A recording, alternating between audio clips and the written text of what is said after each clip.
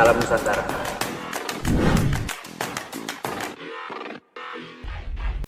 Salam Nusantara, terima kasih sahabat Toponus telah bergabung bersama kita semua.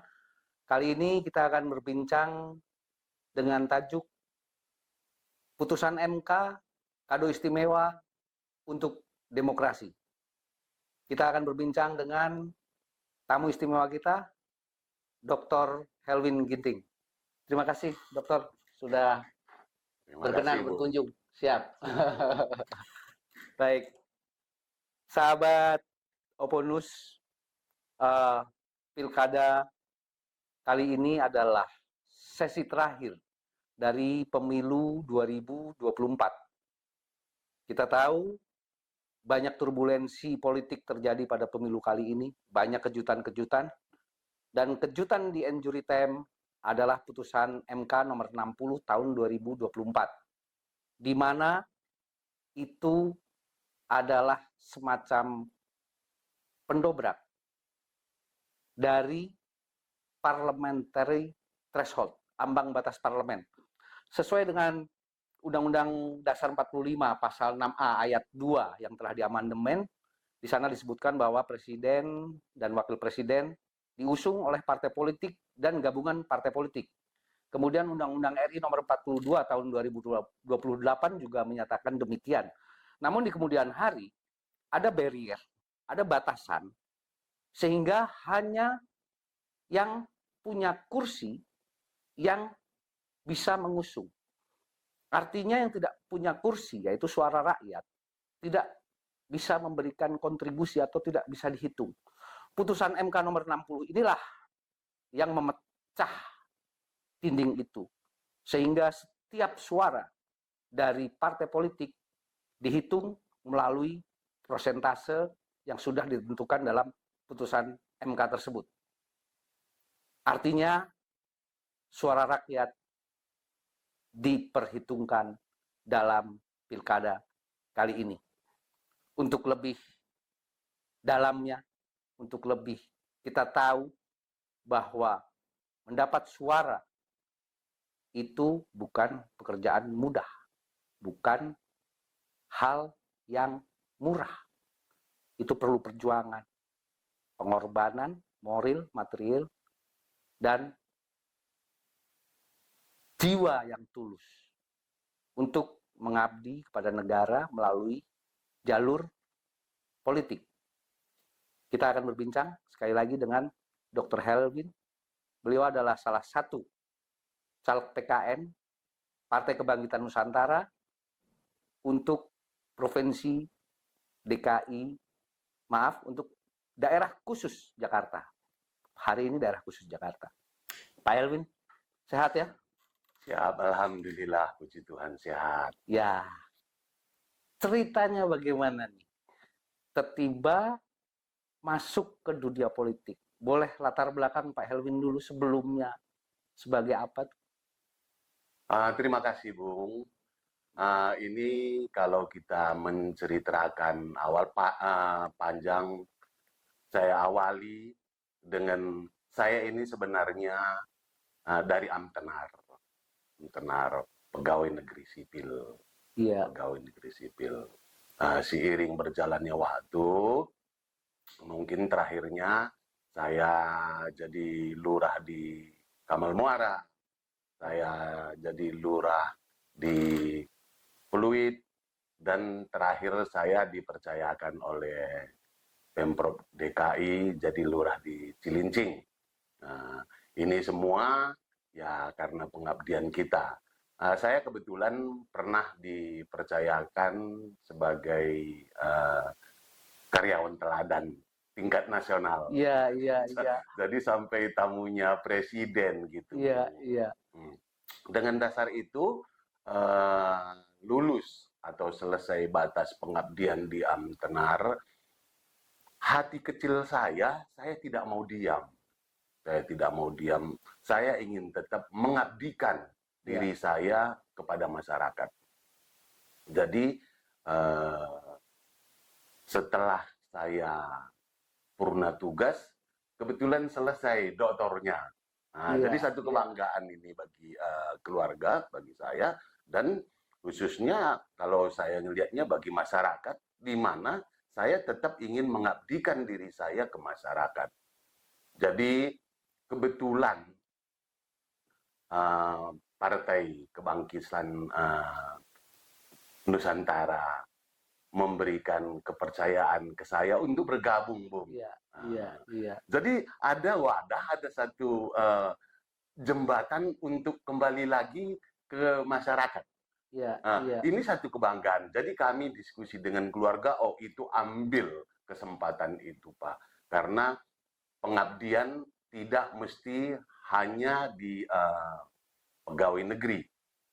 Jadi dengan dasar itulah saya dipercayakan oleh PKN sebagai caleg di 2024 iya, iya, di Jakarta Utara Dapil 3. Ini kebanggaan saya yang diberikan oleh jajaran pimpinan PKN. iya, luar biasa.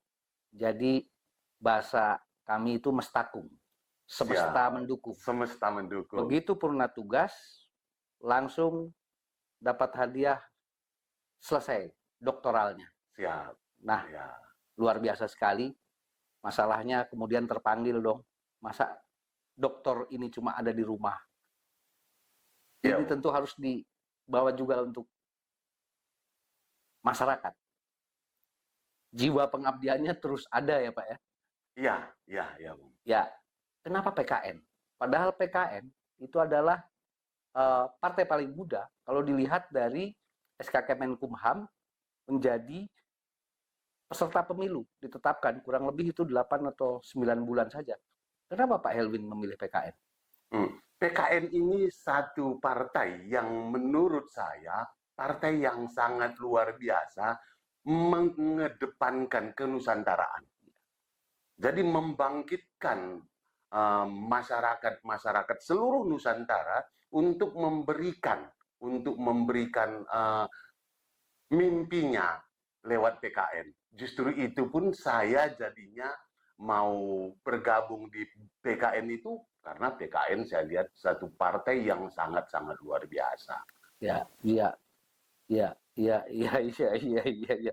Biasanya banyak ibarat kita beli sebuah kendaraan, biasanya yang sudah terkenal, tapi ini baru lahir, tapi artinya ada sisi istimewanya, di mana Pak Helwin dicatat oleh sejarah menjadi garda terdepan yang ikut Siap, kontestasi pemilu 2024 dari Partai Kebangkitan Nusantara ya Pak ya. siap, siap, siap. Baik, sekarang kita ke putusan Mahkamah Konstitusi nomor 60 tahun 2024 yang cukup membuat turbulensi politiknya ini, yang tadinya tidur di rumah, ya kan, karena nggak diajakin, karena nggak dihitung. Nah, sekarang menjadi bangun lagi, menjadi semangat lagi untuk ternyata suara kita diakomodir oleh konstitusi. Pandangan Pak Helwin terkait putusan ini?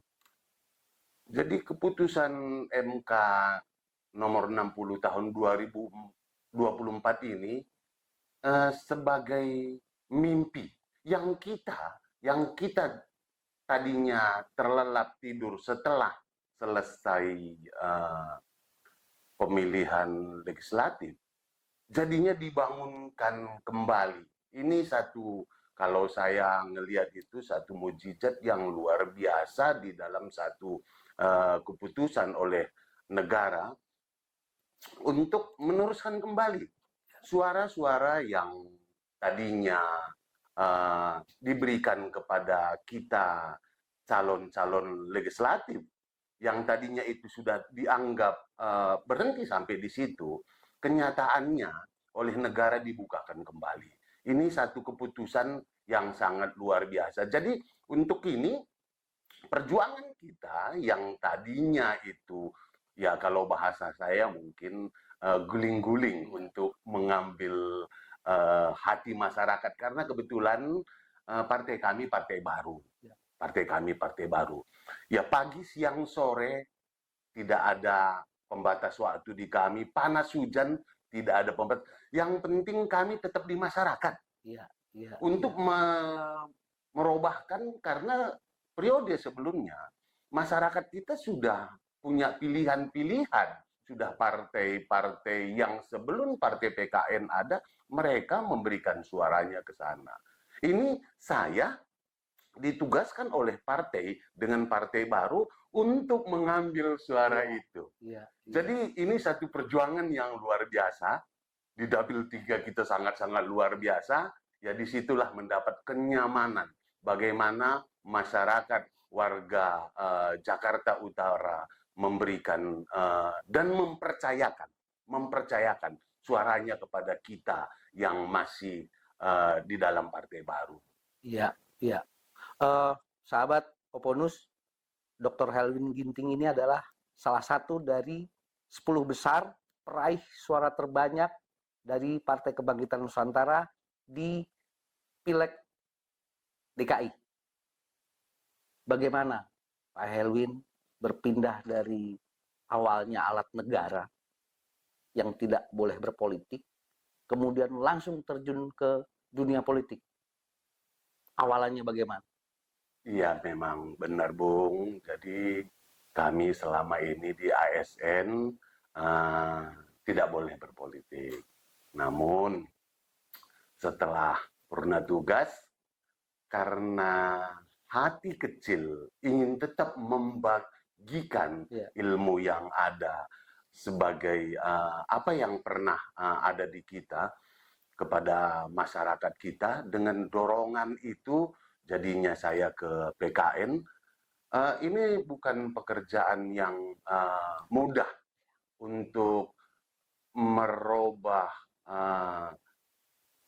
tonnya itu, untuk merubah frekuensinya langsung berpindah ya. Merubah frekuensi itu yang tadinya itu kita harus menjauh dari situ, dan ini harus kita benar-benar di dalamnya. Namun karena ketulusan hati ingin mengabdikan diri tanpa batas untuk melayani masyarakat dengan tulus hati, masyarakat bisa menerima. Masyarakat bisa menerima apa yang kita bawa kepada masyarakat sesuai dengan visi misi dari Partai PKN. Masyarakat menerima dengan senang hati, masyarakat menerima dengan bangga, dan masyarakat terakhirnya mempercayakan suaranya ke PKN. Suaranya kepada Pak Helwin Ginting, karena sebagai partai baru, ada kurang lebih 5 partai baru ini lebih kepada suara caleg gitu, Pak. Jadi kalau kami melihatnya, karena saat itu masyarakat belum tahu partai ini, jadi yang ini kan nama, Pak.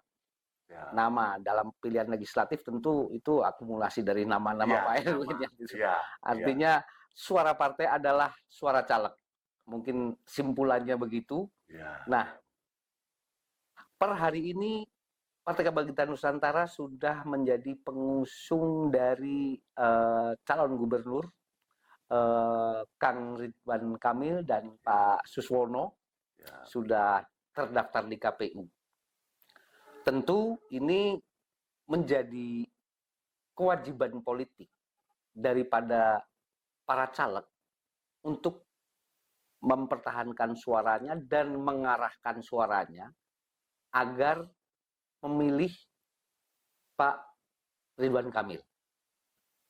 Nanti seperti apa itu sentuhannya Pak Helwin? Karena raihan suara yang didapat Pak Helwin kan melalui tatap muka, melalui perjalanan panjang, door to door, berkumpul di sana, berkumpul di sini. Nah, untuk kembali mengarahkan, karena itu kan tidak automatically, tidak kemudian pemilih Pak Helwin ke sini, kemudian ikut semua gerbongnya. Kira-kira kan harus ada sentuhan lagi, komunikasi lagi baru untuk dimusyawarahkan. Kira-kira nanti apa yang akan Pak Helwin lakukan? Terima kasih, Bung.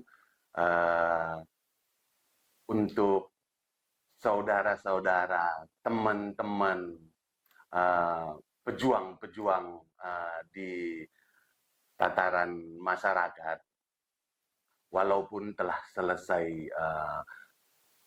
pemilihan calon legislatif, namun kita tidak terputus komunikasi. Ya, ya, ya. Jadi Helwin Ginting tetap berada Ya. di hati mereka. Ya. Mereka juga tahu Helwin Ginting sudah selesai di dalam penghantaran jadi caleg. Ya. Udah selesai. Namun komunikasi kita tidak terputus. Saudara-saudara kami yang ada di masyarakat Jakarta Utara, Dapil 3 pada khususnya, dengan komunikasi-komunikasi yang baik selama ini, untuk kedepannya sehubungan dengan Bapak Pak RK mau jadi gubernur DKI dengan Pak Suswono, mereka-mereka ini pun sebenarnya bukan orang-orang baru. Ya. Pak Ridwan Kamil itu benar-benar tokoh. Ya. Dan beliau juga kalau untuk Jakarta sebenarnya bukan orang baru. Ya. Bukan orang baru.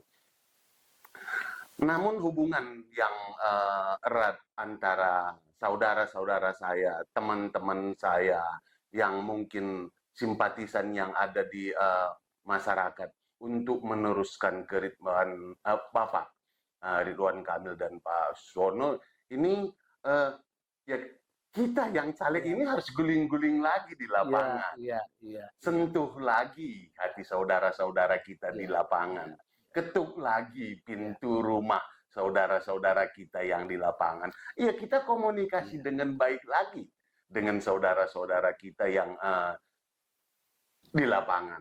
Dengan komunikasi yang baik ini, jembatan tidak terputus untuk meneruskan ke Pak Ridwan Kamil sebagai calon gubernur Jakarta dan Pak Son sebagai wakil gubernur Jakarta. Ya, berarti sekarang kita punya calon pengantin. Siap. Kitalah yang merawatnya, kitalah yang menghiasinya sehingga bisa diterima di masyarakat. Keberadaan, kelahiran sebuah partai politik kira-kira tidak jauh berbeda dengan kelahiran sebuah negara. Di sana harus ada wilayah, di sana harus ada struktur pemerintahan, di sana ada hukum, dan di sana ada pengakuan. Tentu PKN juga melalui tahapan itu. Setelah mendapat pengakuan dari Kemenkumham, kemudian wilayahnya itu harus 100% di 38 provinsi dan 75% di 514 kabupaten kota. Kemudian di ujungnya sebagai rakyat dari partai itu tentu harus punya suara yang dihasilkan oleh legislatif. Kira-kira pandangan awam kami seperti itu, Pak Helwin. Jadi ini antara struktur dengan suara yang dihasilkan oleh legislatif. Kemarin itu satu kesatuan yang tidak bisa dipisahkan.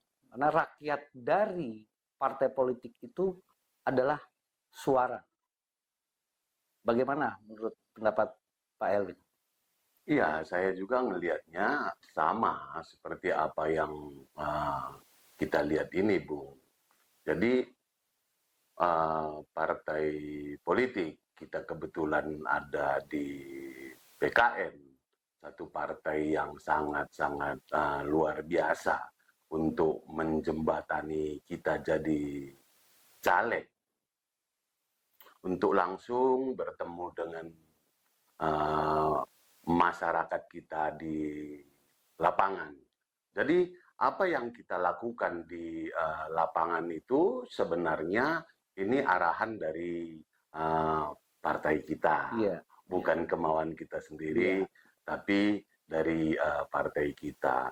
Namun dorongan hati kecil untuk pengabdian kita lah yang membuat jadinya itu kita bisa benar-benar melekat di masyarakat sebagai calon legislatif. Mereka tidak akan bisa memberikan suaranya kalau kita tidak mengetuk pintu mereka, kalau kita tidak mengetuk hati mereka. Jadi caleg itu bagian dari yang langsung bersentuhan dengan masyarakat. Jadi inilah yang selama ini kita lakukan di masyarakat, Bung. Ya, kita kutip sebuah slogan dari Partai Kebangkitan Nusantara, adalah sebagai pejuang suara rakyat selamanya. Ya, itu luar biasa, itu luar biasa. Seorang Anas Urbaningrum yang menyatakan begitu. Kemudian di sana ada slogan Mitreka Satata, bersatu dalam persahabatan. Ya. Nah, bersatu dalam persahabatan ini kaitan dengan Pilkada DKI ini, apa harapan dari Pak Helwin? Justru itu, Bung, kita jangan sampai tergerus oleh kepentingan yang lain. Ya. Kepentingan kita tetap memang kepentingan partai. Namun, caleg-caleg yang ada di DKI, kalau saya tidak salah 106, Bung. 106, ya. Caleg yang ada 106 ini pun tetap bahu-membahu ya, di dalam kebersamaan. Supaya langkah kita itu bisa seperti apa yang diharapkan oleh PKN, apalagi kita ini udah dinyatakan tergabung di dalam satu bendera besar, satu bendera besar yang sudah benar-benar berkibar. Tinggal kitanya ini ke depan untuk mendekati kembali dari 106 ini, mendekati kembali masyarakat yang memberikan kepercayaan suaranya. Ya, artinya kembali seperti zaman legislatif, ya, antara struktural dengan caleg itu menjadi satu kesatuan untuk bisa melahirkan suara untuk caleg tersebut, sekaligus itu untuk partai. Nah, kali ini mungkin untuk calon gubernur yang PKN usung. Kira-kira begitu ya Pak Helwin ya? Iya, Bung. Iya. Kemudian ada saya banyak quotes dari Pak Anas Urbaningrum ini yang memang bagus sekali. Salah satunya adalah diskusi adalah olahraganya politikus. Iya. Sejauh ini sepanjang yang Pak Helwin alami, ruang-ruang diskusi itu terbuka tidak di Jakarta ini? Untuk ruang diskusi, kita sebagai caleg dari PKN itu sebenarnya sangat-sangat luar biasa. Namun, karena jarak yang kadang-kadang satu dari sekian penghambat yang membuat jadinya tidak sekaligus itu bisa sebagai wadah untuk menjembatani kita ke masyarakat. Tapi wadah yang sudah ada, ya sama-sama kita nganggap itu sebagai bagian dari kepentingan untuk membesarkan kita semua caleg. Karena dengan diskusi inilah kita bisa mendapatkan informasi-informasi yang lain dari wilayah-wilayah yang lain. Positifnya kita ambil ke wilayah kita, karena seperti saya misalnya tidak hanya terbatas selesai pencalekan kemarin udah selesai semua, tidak. Jadi saya tetap komunikasi dengan masyarakat yang ada di dapil saya. Iya. Luar biasa, ini memang sebuah perjalanan mungkin beberapa bulan ke depan sampai dengan hari pencoblosan di November nanti ya. Ya, di November nanti kita akan kembali bergumul, bertatap muka dengan masyarakat. Tentunya harapannya juga bersama struktural. Karena tidak bisa jalan sendiri-sendiri. Tidak bisa jalan sendiri. Dulu kita waktu pilek kita masak bersama, kita sering berkumpul. Nah, harapannya momen-momen ini menjadi reuni lah. Reuni. Reuni yang kemarin sempat terputus beberapa lama ini kembali lagi dengan disegarkan oleh adanya putusan MK ini. Makanya putusan MK ini adalah sebuah hadiah istimewa Hadiah untuk istimewa. demokrasi. Ya. Begitu. Nah, kita kembali ke Pak RK sedikit. Sebagai disclaimer, Ridwan Kamil itu bukan baru saja masuk Jakarta. Ternyata beliau sudah menghasilkan karya. Sudah tahu Jakarta selama kurun waktu 10 tahun lebih. Oh ya. Jadi yang pertama itu beliau staf ahli dari Gubernur Sutioso 5 tahun, kemudian staf ahli dari Gubernur Fauzi, dan epicentrum itu adalah karyanya. Oh ya. Termasuk logo di depan Tarumanegara. Logo di depan Tarumanegara. Ya, Oh. artinya 10 tahun seorang Ridwan Kamil tahu persis Jakarta karena beliau arsitek. Dan sekarang tugas beliau mengarsiteki Jakarta. Terutama harus bisa membenahi kekumuhan. Itu mungkin yang kami tangkap PR terbesar dari seorang Ridwan Kamil. Menurut Pak Helwin, layakkah Ridwan Kamil memanajeri daerah khusus Jakarta? Bung Ridwan Kamil ini sebenarnya satu tokoh yang kalau kita lihat itu sepak terjangnya, seperti Bung sampaikan tadi, dia sebenarnya itu udah 10 tahun mundur ke belakang pun dia sudah bergabung di Jakarta yang waktu itu masih daerah khusus ibu kota Jakarta. Dan ke depan seperti setelah terdaftar sebagai calon gubernur Jakarta, kalau saya melihat beliau ini satu sosok yang memang layak untuk memimpin Jakarta. Satu sosok yang layak dengan kemampuannya yang sangat luar biasa, bagaimana dia sebelumnya itu di Jawa Barat menunjukkan sepak terjangnya untuk menata Jawa Barat, dan itu satu cikal bakal yang bisa dia bawa ke ke Jakarta untuk menata Jakarta yang lebih baik. Amin. Berarti optimis ya? Optimis, saya optimis, Bung. Baik, sebagai panglimanya, karena legislatif ini adalah panglima dari bagaimana nanti mengarahkan suara untuk Pak Ridwan Kamil. Sudah siap, Pak Helwin? Saya siap lahir batin, Bung. Siap untuk guling-guling. Siap untuk menyatakan kembali bahwa saya ini ingin melayani masyarakat di masyarakat wilayah saya. Baik. Terima kasih.